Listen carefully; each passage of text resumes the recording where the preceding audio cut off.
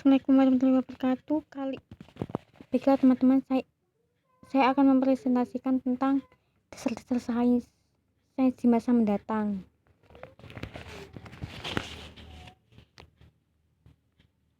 Nah, mohon maaf sebelumnya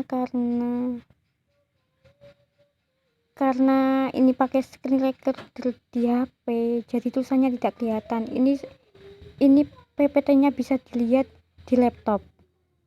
Kalau hanya lihat di sini nggak kelihatan tulisannya karena keterbatasan alat. Maksudnya keterbatasan software. Nah, oke, langsung saja kita akan bahas sains di masa mendatang yang A. Pertama, yang A itu tentang sains murni versus sains aplikatif. Sains murni ini yang akan dibahas adalah kajian fisika, kimia, biologi dibantu dengan matematika.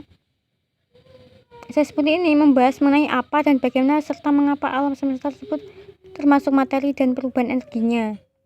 Sains terapan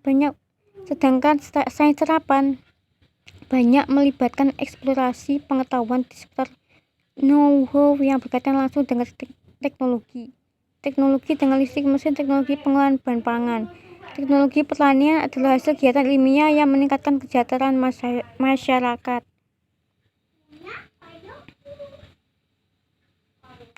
Jadi di masa mendatang akan ada sains murni dan sains terapan.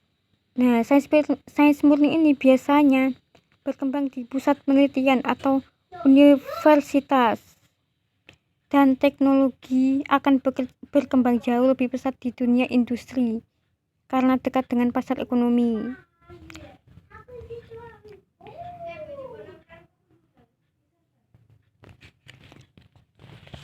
Kemudian selanjutnya sains mikro dan sains makro.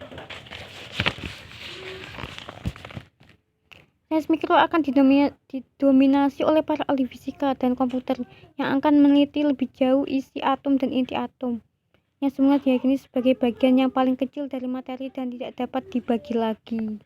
Jadi sains mikro ini adalah sains yang meneliti bagian terkecil dari sebuah atom dan inti atom. Sedangkan sains makro di masa depan sifatnya lebih aplikatif. Pemanfaatnya contohnya adalah penginderaan jarak jauh atau remote sensing untuk pemeriksaan topografi bumi dengan bantuan satelit, lebih membantu ilmuwan dalam melihat alam geografi. Dengan demikian, ramalan cuaca, analisis kerusakan lingkungan dapat dilakukan dengan lebih baik. Jadi sains makro ini cakupannya luas, sangat luas, dan bisa dilihat dengan mata telanjang. Sedangkan sains mikro ini butuh alat bantu seperti mikroskop dan lain sebagainya. Kemudian selanjutnya teknologi komunikasi dan komputer. Di masa depan, kemungkinan besar setiap rumah tangga akan dilengkapi dengan teknologi di setiap sudut rumah, mulai dari peralatan masak, mencuci, membersihkan, mengatur kenyamanan, bahkan berkomunikasi dengan anggota keluarga lainnya. Komputer dengan internetnya mengalami masa booming, terutama karena dapat menyediakan informasi penting dan standar yang dapat diakses di mana saja dan kapan saja. Jadi tentunya di masa depan komputer akan semakin berkembang dengan pesat. Dan pastinya setiap orang pasti membutuhkan teknologi itu. Berikutnya, sains teoritis dan sains eksperimental, peranan sains komputasi. Nah, sains teoritis didefinisikan sebagai deskripsi matematis atas sains, karena semua gejala alam yang dibahas diwakili oleh persamaan matematis, dan metode komputasi digunakan jika metode matematisnya sudah dikembangkan secara memadai sehingga dapat dikerjakan secara otomatis oleh komputer. Sedangkan penelitian eksperimental digunakan untuk membuktikan bahwa apa yang dikaji dalam ilmu teoritis memang menghasilkan keluaran ilmiah yang sesuai dan terukur nyata. Salah satu contoh metode komputasi dalam sains adalah metode ab initio yang merupakan salah satu jenis komputasi kimia fisika.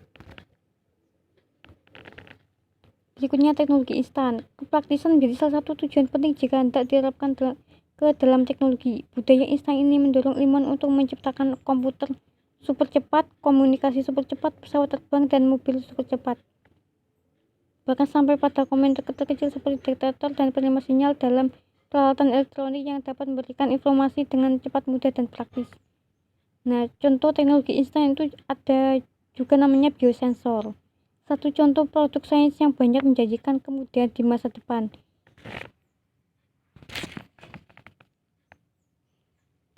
Jadi seiring berjalannya waktu, pasti teknologi akan semakin mudah, akan semakin instan.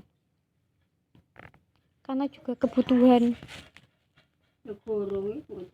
Kemudian pengkajian lingkungan hidup. Alam yang menjadi lingkungan hidup manusia sebaiknya merupakan tempat yang nyaman untuk ditinggali. Namun pada kenyataannya alam yang diolah manusia dalam pemanfaatannya sering mengalami kerusakan karena manusia tidak memanfaatkan secara baik. Dengan demikian keseimbangan dan alam terganggu, sumber energi habis diambil. Alam juga mengalami kerusakan karena eksploitasi manusia yang terlalu besar, seperti tanah longsor, banjir, efek rumah kaca, dan sebagainya. Yang sangat penting dan sedang menjadi pertimbangan serta perdebatan banyak pihak adalah masalah energi nuklir. Apakah pusat pembangkit tenaga listrik baik atau tidak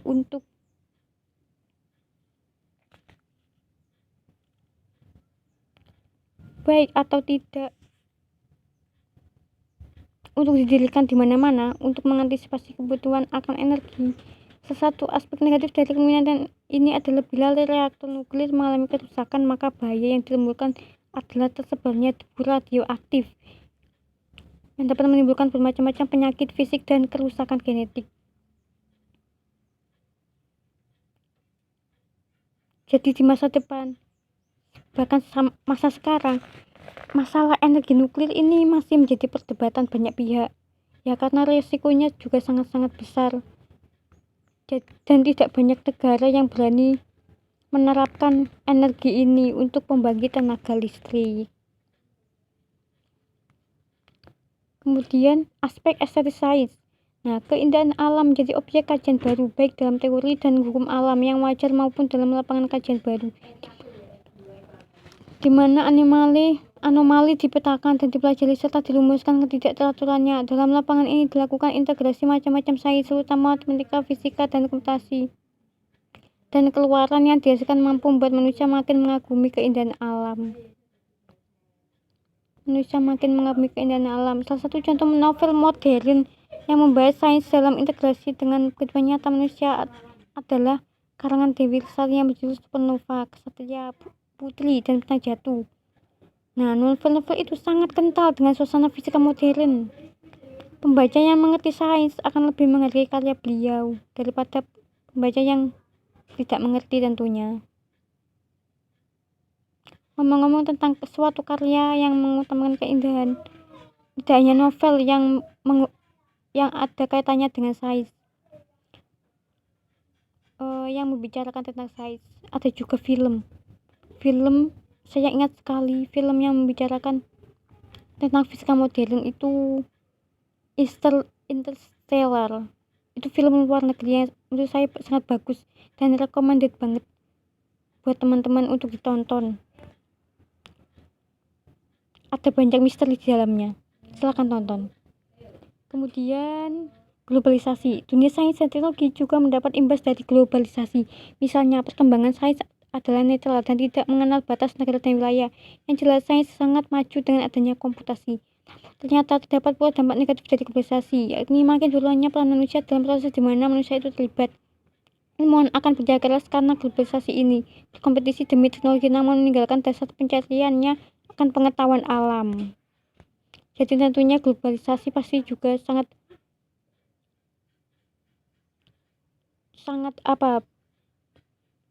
berimbas pada dunia sains.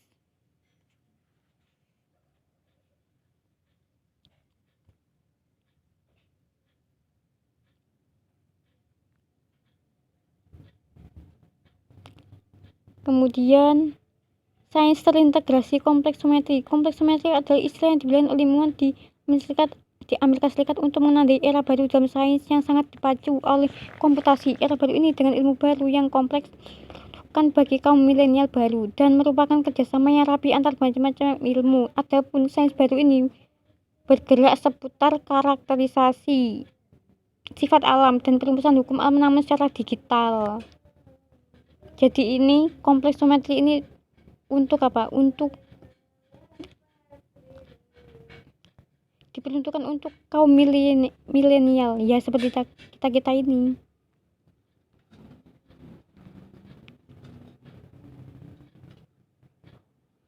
Ternyata sudah habis. Mohon maaf jika ada salah-salah kata dan kekurangan.